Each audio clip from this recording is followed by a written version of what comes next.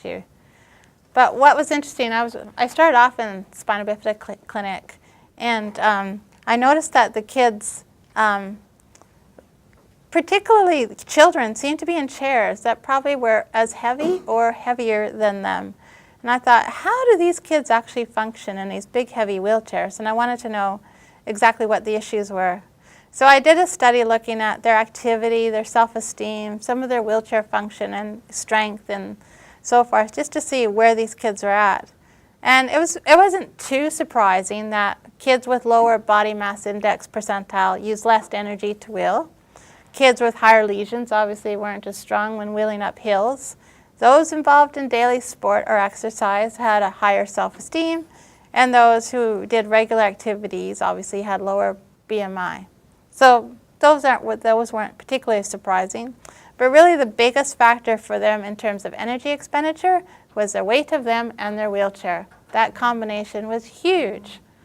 So I wanted to see, well, how do we get these kids actually, maybe we can't change the policies back then for them to get lighter wheelchairs at the time. But maybe we can improve at least their body mass index.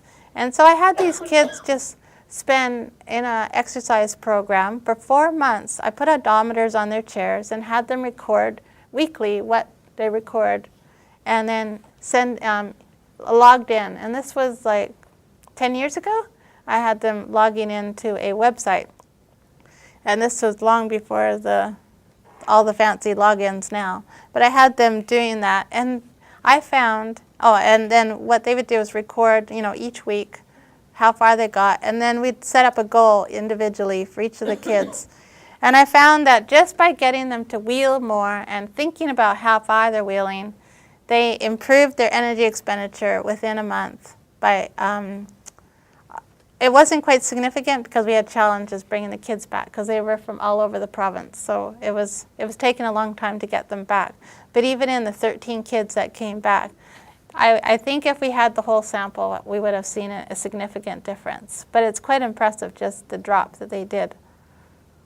But really, kids that wheeled more frequently and had lighter chairs were doing better. But the biggest thing that came out of the study was that kids all showed up with flat tires.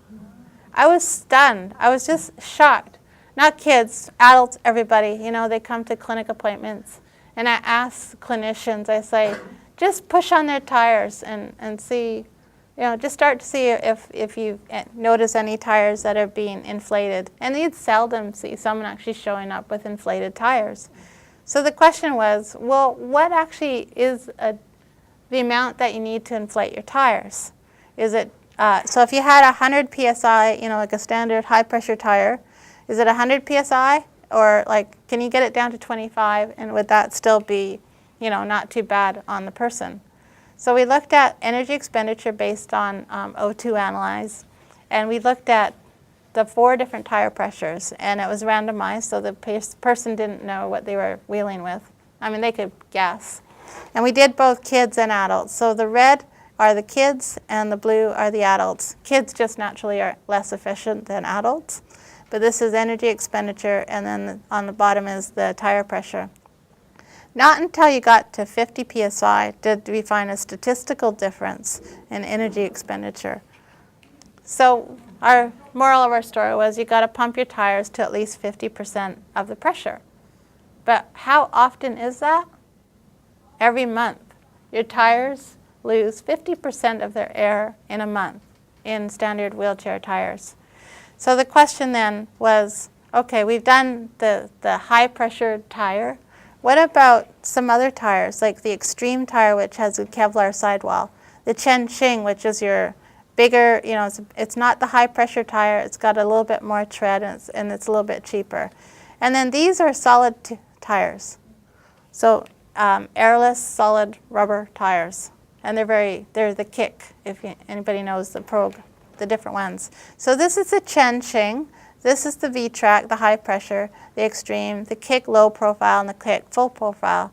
So this is the distance that they wheeled, or rolled. And so for the V-Track, the high pressure tire that I use, it went about 10 meters at a full pressure. by 25%, it went 6 meters. So 8 meters for the Chenxing down to just under 5 meters. But you can see the kicks, the solid tires don't even get to 5 meters. They don't even perform as half as well as my tires do. It was huge. They perform as well as an inflated tire at 25% of it full. And I was just shocked because all the suppliers love to say, oh, no, they're just as good. You should just use them. They're great, and then you don't have to pump your tires. Well, it's like sending your kids to school with really heavy shoes and saying, well, it's okay if you expend 25% more energy because then at least you're tired when you get home at the end of the day. You know? Wear your energy out. But, I mean, we got problems with fatigue. We got problems with shoulder injuries and wrist problems. And then we asked them to wheel on tires that have that cause them to work harder. I don't think so. Because if you look at the prevalence of shoulder pain in people with spinal cord injury, we find it's a huge problem. There's studies that say 32% and there's studies that say 100%. I'm sure you all know about that. It's a huge problem. And the other issue is, though, what about people who started wheeling when they were younger? Do they have the same amount of shoulder problems? We kind of assume that if you started wheeling when you were a kid, you'd probably, you're just wheeling that many years longer, so therefore you're going to have more problems. But is that actually the case? So I wanted to actually see what the prevalence of shoulder pain is if someone started wheeling as a child versus an adult. And so the study was childhood onset wheelers versus adult onset. All of the subjects in the study were adults. So we looked at the cross-section of these two populations, and so they had to be at least 20-year-old be in the study. We used the wheelchair user's shoulder pain index, the brief pain index, and the daily pain injury diary.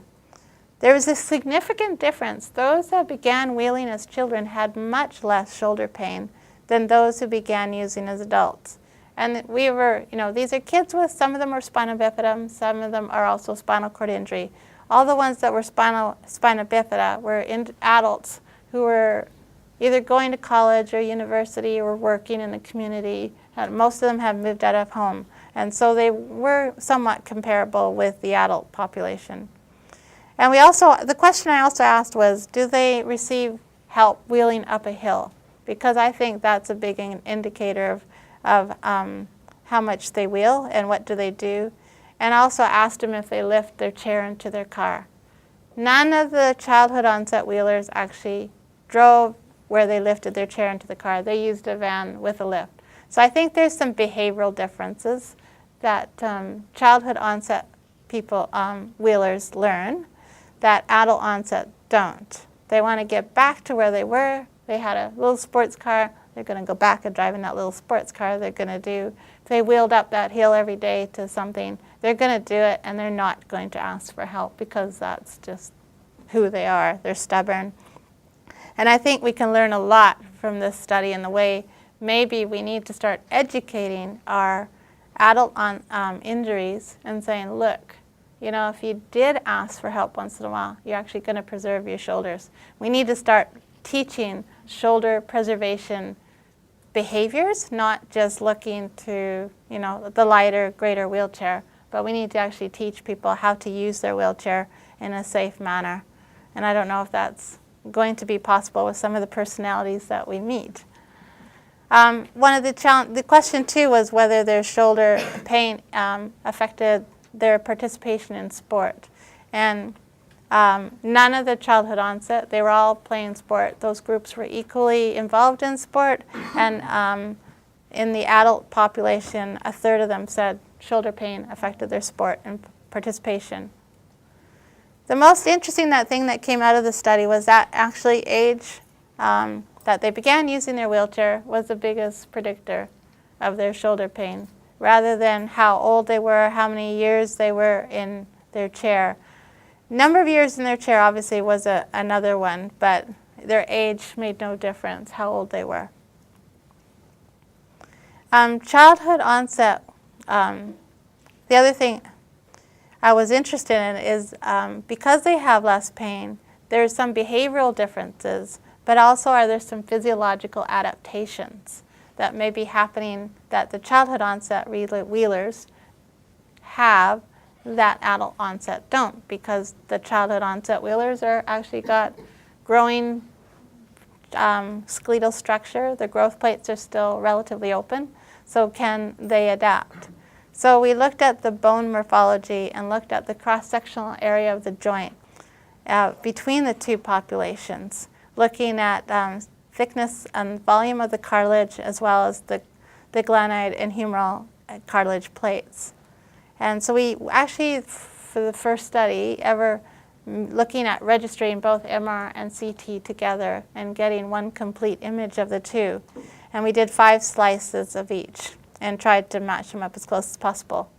The only challenge in the study was for research purposes, the MRI people said we could only take people who don't have any hardware in them, because there is a possibility of burning soft tissues with MR on the soft tissues. We got a very small sample size, and so that was our biggest challenge.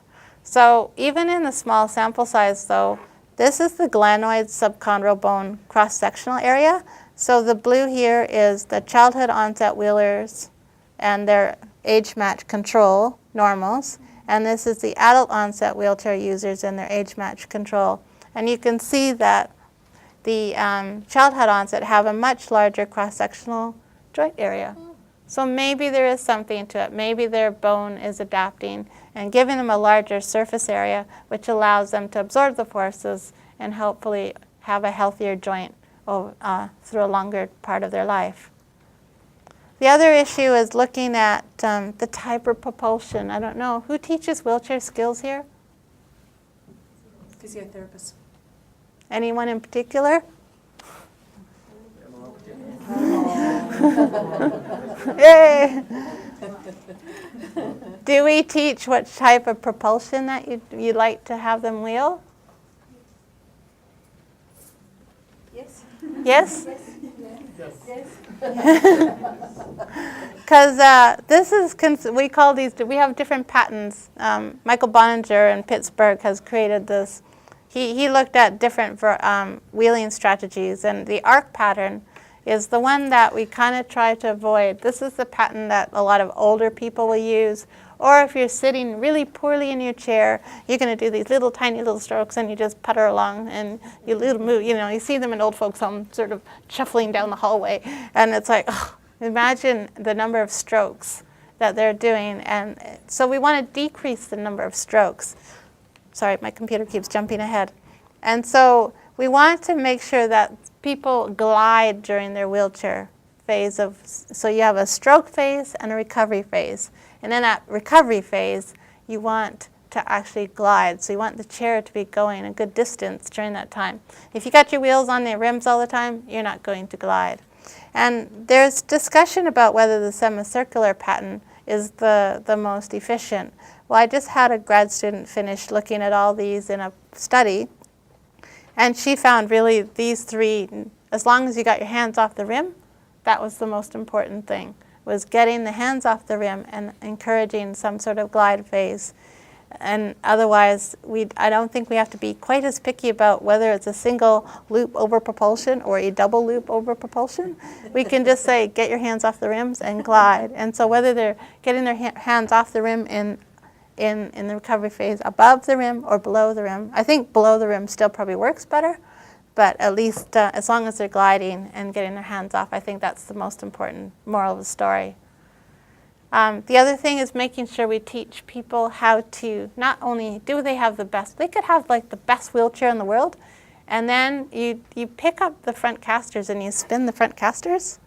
And have you ever spun casters and you see them not move at all because there's so much hair and grot and disgust in them, and they've never changed their casters ever? They've never pumped their tires, and they come into a mechanic shop saying, my brakes don't work.